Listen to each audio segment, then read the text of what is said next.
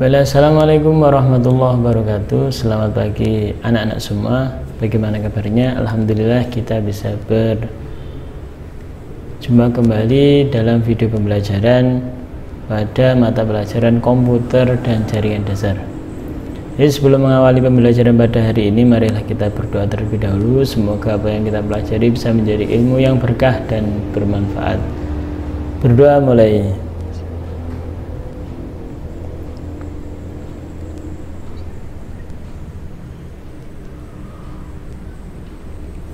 Baiklah, bisa kita mulai pembelajaran pada pagi hari ini sebagai materi lanjutan setelah kita belajar tentang K3LH, kemudian tentang elemen-elemen komputer, kemudian peripheral komputer itu apa saja, terus bagaimana caranya kita merakit sebuah komputer. Setelah kita sudah paham semuanya, kita melanjutkan pembahasan tentang bagaimana cara menginstal atau instalasi Windows itu seperti apa.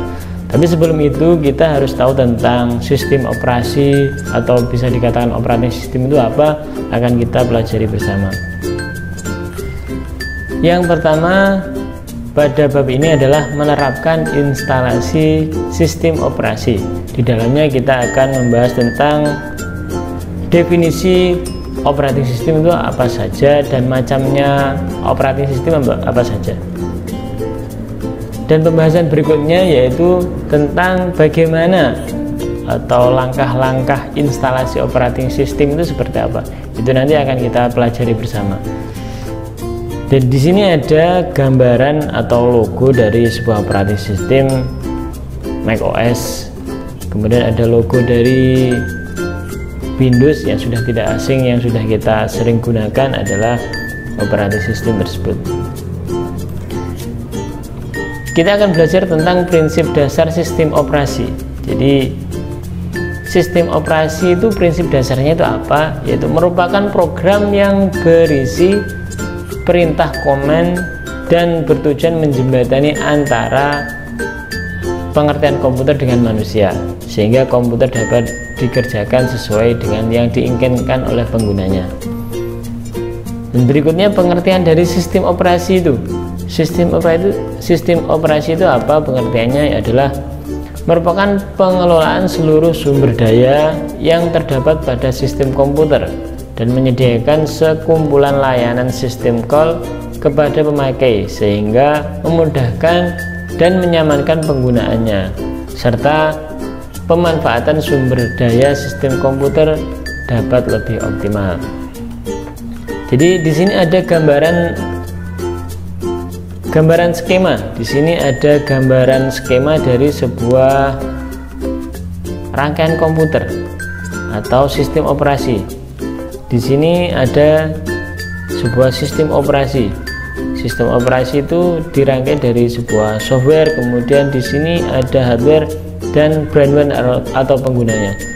Jadi di sini adalah saling keterkaitan. Jadi setelah hardware ini, kemudian software, kemudian firmware, dan dikumpulkan menjadi sebuah rangkaian, menjadi sebuah sistem operasi. Nah, ini adalah saling keterkaitan antara hardware, software, firmware, dan dikaitkan atau dihubungkan, disatukan dengan sistem operasi. Dan tujuan dari sistem operasi di sini adalah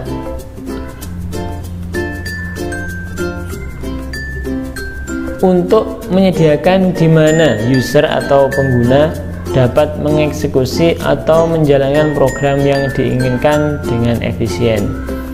Jadi tujuan sistem operasi yang kita install di sebuah komputer itu akan memudahkan penggunanya untuk menggunakan sebuah komputer. Itu digunakan untuk apa? Jadi nanti setelah diinstal, komputer itu bisa kita gunakan sesuai dengan yang kita inginkan. Nah, kita bisa menambahkan beberapa aplikasi, kita gambarkan seperti ini. Ini adalah contoh dari seorang penggunanya atau firmware. Dengan kemudahan akses, ini bisa mengakses fitur-fitur atau sistem operasi yang sudah ditanamkan dalam sebuah komputer, tinggal nanti ditambahkan sebuah aplikasi pendukung agar bisa digunakan seperti yang diinginkan oleh penggunanya. Dan di sini ada jenis-jenis operating system. Jadi macamnya atau jenis-jenis operating system itu apa saja? Mungkin yang sudah pernah dengar atau sudah tahu. Yang pertama yang sudah tidak asing lagi dan sudah mendunia, mungkin yang pertama adalah Microsoft Windows.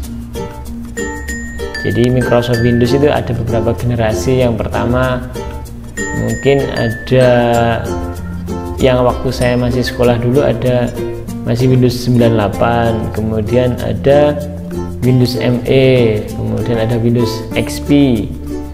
Generasi berikutnya ada Windows Vista, kemudian ada Windows 7, kemudian ada Windows 8, dan yang sekarang ada Windows 10. Nah, jadi setiap tahun itu ada, bukan setiap tahun gitu. Jadi dari masa ke masa itu ada generasi, sebuah sistem operasi itu ada peningkatannya gitu. Jadi dari generasi punyanya Microsoft Windows itu mulai dari yang saya sebutkan tadi. Dan di sebelah kanan tulisan ini ada semacam logo atau logo Windows. Ini adalah logo jendela yang digunakan oleh Windows 10. Nah, Windows 8 juga seperti ini. Jenis sistem operating system berikutnya adalah Linux. Dan Linux ini disimbolkan dengan ikon seperti ini. Ini adalah gambar penguin. Jadi Linux itu identik dengan penguin simbolnya seperti ini. Dari sistem operasi Linux sendiri juga ada beberapa banyak varian-varian jenis Linux. Ada Debian, ada Red Hat, ada Ubuntu, macamnya banyak sekali. Jadi harus kalian banyak-banyak mencari tahu tentang operating system.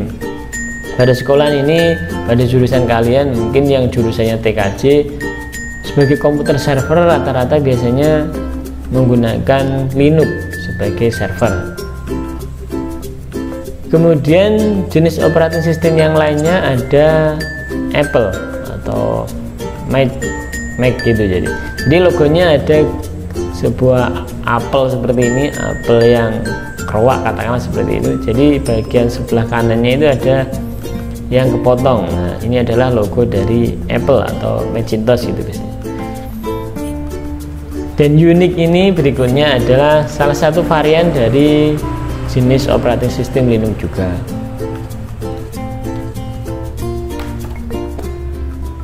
Sejarah sistem operasi adalah seperti ini. Jadi sistem operasi itu ada yang berbasis GUI atau kepanjangan dari Graphical User Interface. Jadi sistem operasi ini bisa kita lihat, bisa kita mengoperasikannya secara grafis.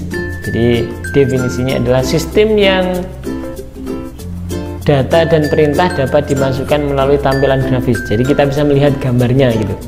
Jadi ada gambar-gambar yang bisa kita jalankan perintahnya. Pada sistem ini user dapat berinteraksi dengan sistem operasi melalui gambar-gambar, melalui simbol-simbol, dan tentu hal ini akan lebih memberi kemudahan dan kenyamanan bagi para penggunanya. Jadi yang umum rata-rata digunakan khususnya di sekolah ini menggunakan sistem operasi yang berbasis GUI atau ada tampilannya. Dan generasi sistem operasi GUI ini yang generasi baru termasuknya. Jadi yang lama itu kan masih menggunakan teks. Jadi penjelasannya seperti itu. Berikutnya ini adalah sistem operasi berbasis teks atau